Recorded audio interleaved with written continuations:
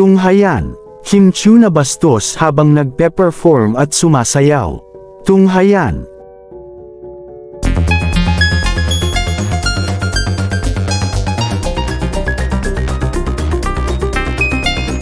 Ang ating Chinita Princess habang nagpe-perform at kumakanta sa harap ng maraming tao sa Dubai.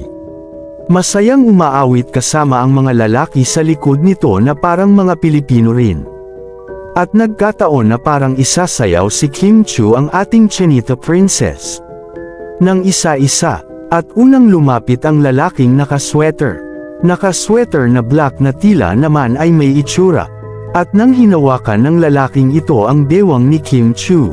At tila ba nang hinawakan ay parang hindi naging komportable si Kim Chiu. Makikita sa mga larawan at video na parang hindi naging maayos ang pagtanggap nito sa saloobin ni Kim Chiu. Nakikita ito ni Paolo Avellino dahil nung oras na ayon ay magkasama silang kakanta. Isinayaw ng lalaki ng kaunti si Kim. At napagdesisyonan ni Kim Chiu na ipabalik na lang ito sa pila. Dahil nga hindi naging komportable si Kim dahil nandoon din si Paolo Avellino. Ano nga ba ang naging reaksyon ni Paolo Avellino rito?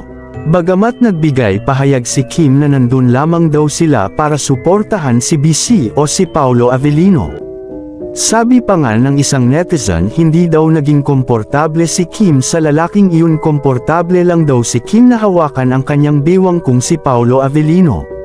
Dahil may mga larawan na nagpapakita na sa tuwing si Paolo Avellino ang humahawak sa bewang nito ay tila ba pakiramdam ni Kim na parang safe siya at protektado.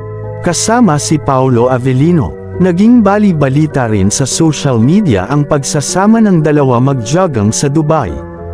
Magkasamang nag-jogging ng naka-couple shirt pa.